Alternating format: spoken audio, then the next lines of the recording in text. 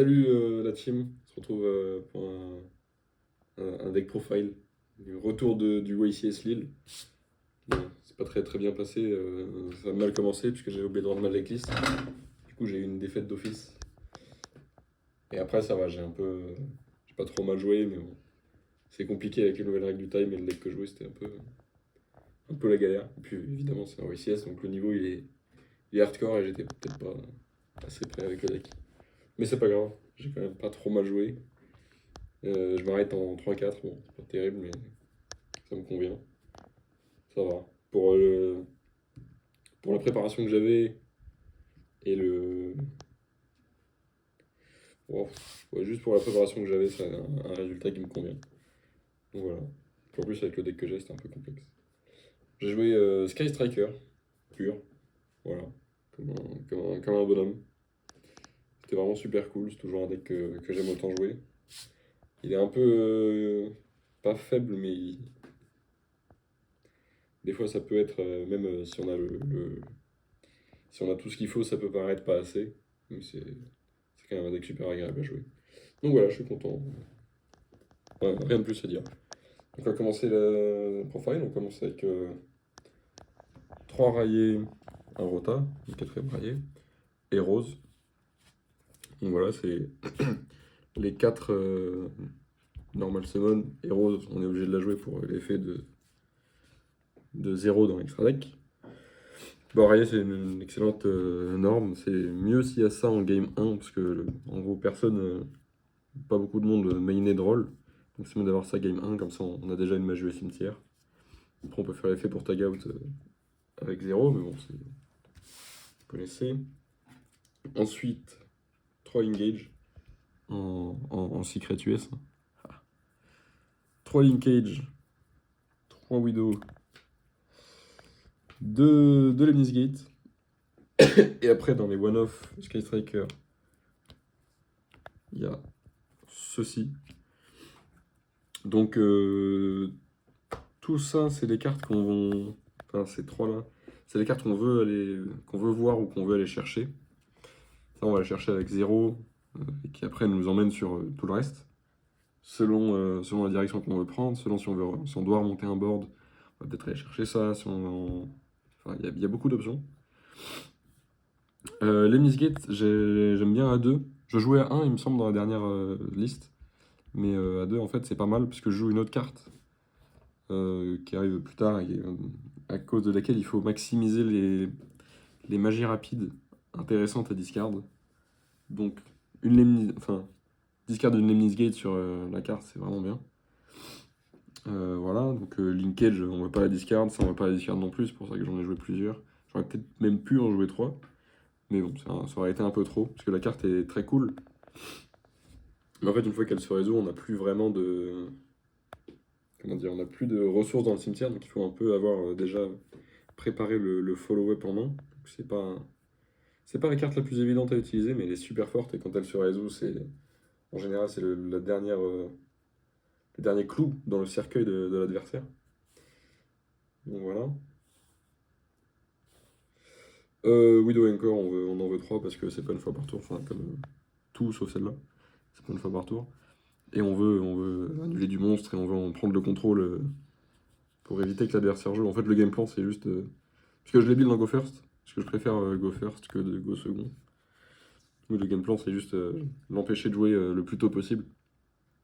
Et après, lui casser la gueule avec l'avance qu'on a pu établir. Un peu comme tous les decks, mais là c'est plus contrôle. Donc voilà. Euh, Un drone frelon parce que c'est quand même une one card 0. Bon, ça nous emmène du coup juste sur 0 en passant déjà par Kagaris, qui est c'est un peu dommage, mais c'est pas mal. Le terrain, parce que je l'adore, et si on a le terrain plus rayé, ça fait vraiment un très bel avantage. Parce qu'on peut faire le terrain sur rayé et chaîne rayée pour avoir une carte gratuite pour le terrain, si jamais on en révèle. Multi-role parce que en Go First, c'est pas trop mal. Ça permet d'aller chercher des cartes. Si jamais on n'a pas eu accès à 0, ça nous permet quand même d'aller chercher, genre de faire les plays Shizuku, Kituto en creveux, on active en creveux sur Shizuku et on peut quand même reset ça. Ensuite, ça, je les main, et ça aussi. Parce que si jamais on m'envoie second, j'ai quand même des cartes pour jouer. C'est pas trop mal. Et ça, même si on est second contre Yumi, qu'on arrive un peu à casser le board, on peut voler le Herald. C'est un peu la carte de trop pour eux, le Herald, une fois qu'il est de notre côté. C'est vraiment génial. Et on passe ensuite au non-engine. Donc, pour le go second, j'avais ça. Fualos, 2 Fualos. 3, je vais le mettre là. 3, ça faisait un peu beaucoup. C'était souvent ma sixième carte, et c'est vraiment une mauvaise sixième carte dans Sky Striker. 2, c'est bien. J'ai bien aimé. C'était un bon ratio. J'ai pas trop de choses à dire en plus.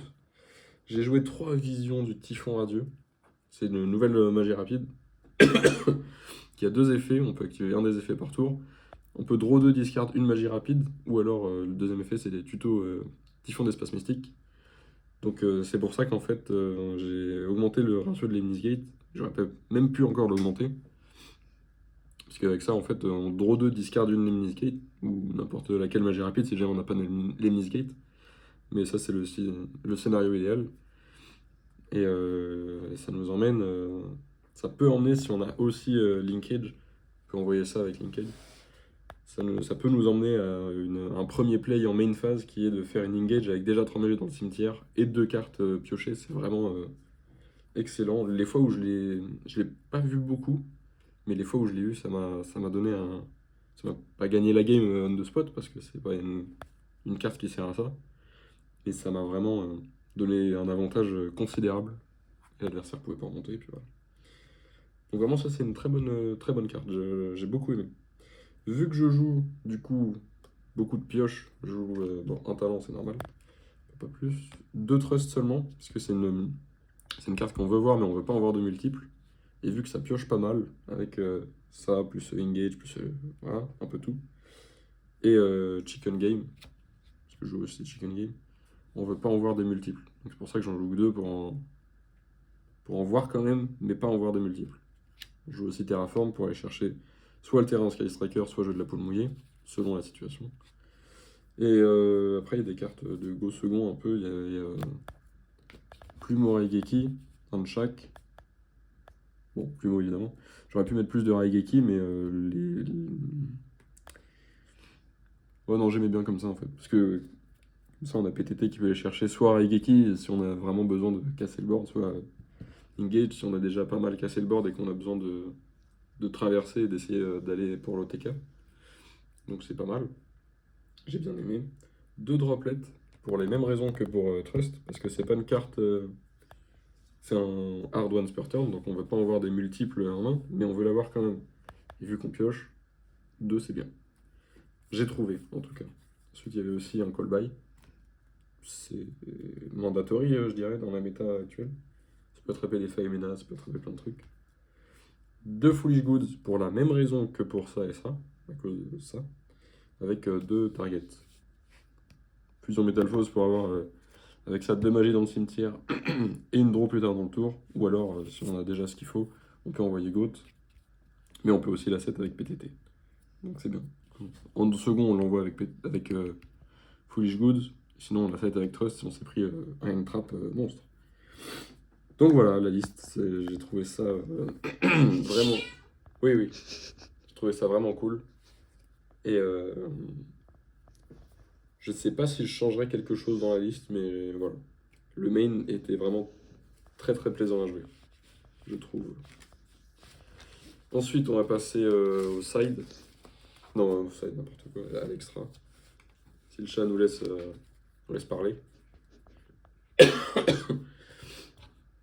Donc l'extra, vu que c'est go first, quand on passe quasiment systématiquement par une, je joue 3-0. Ensuite, 2 Kagari, 2 Shizuku. Si c'était en go second, on aurait pu cut une Shizuku et mettre autre chose à la place, mais là, moi j'ai choisi de build comme ça. Ça m'a jamais manqué, il n'y a jamais une Kagari qui m'a manqué, jamais une Shizuku. Et dans tous les cas, au moment où elle commence à manquer, c'est soit que les ressources elles ont mal été gérées, soit qu'on n'a pas eu accès à l'Emnisgate parce qu'il nous a bloqué et du coup la game est déjà perdue quoi. Mais moi ça m'a. Il n'y en a aucune des deux troisième qui m'a manqué. Ensuite, Kaina Hayate, parce qu'on veut quand même avoir pas mal de names dans le cimetière pour pouvoir après faire dans un tour 3, tour 5, une grosse Lemnis Gate qui remonte 3 voire 4 cartes. Et puis aussi parce qu'elle peut foolish des trucs. Si jamais on n'a pas eu accès à 0, elle peut foolish rose pour que, pour que Linkage elle soit boostée. Elle nous donne 1000 d'attaque en plus. Et Kaina parce que pendant le tour adverse, on peut se sortir de situations où on est en mode il y a un gros monstre qui va attaquer, on peut faire avec Kaina en sorte qu'il n'attaque pas. Et tenir jusqu'au tour d'après, parce que c'est vraiment le game plan, c'est tenir jusqu'au tour d'après, pour Scale Striker.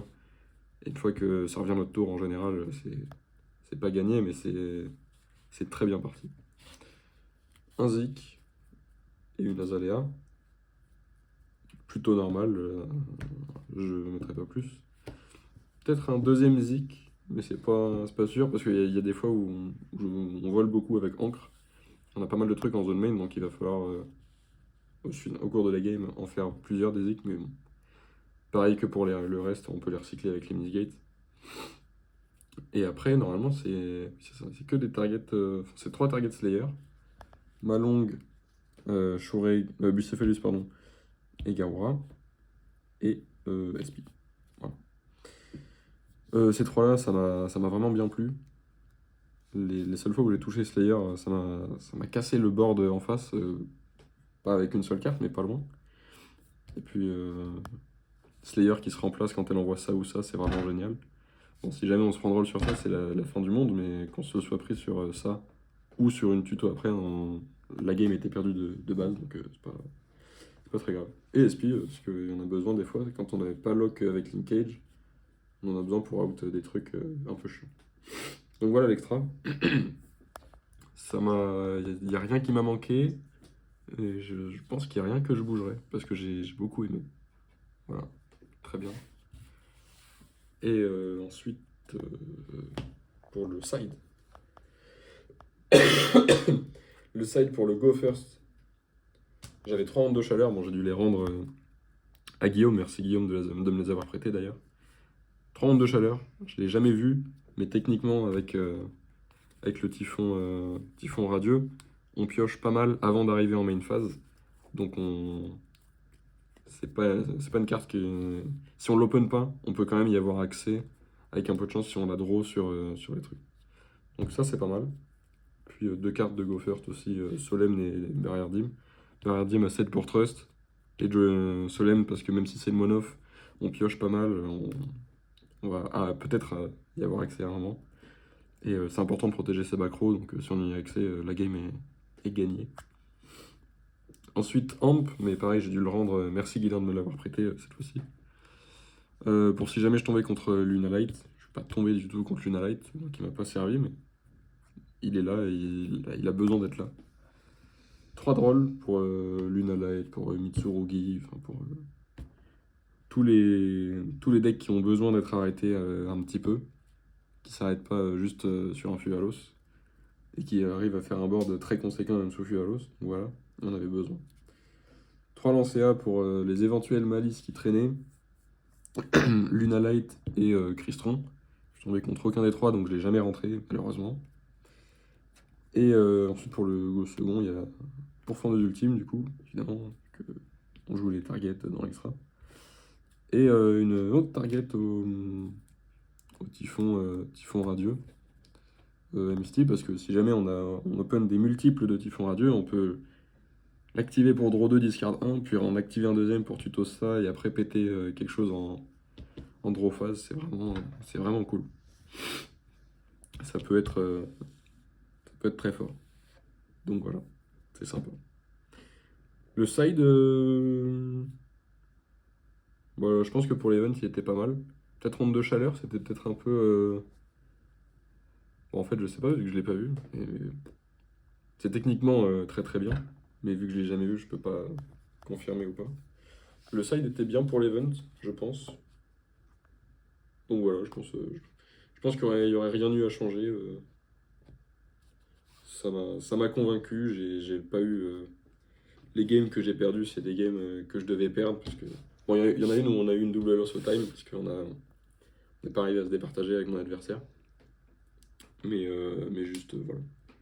Une double loss au time, et sinon, après, les matchs que je devais perdre, c'est vraiment où j'avais pas assez et le mec avait trop.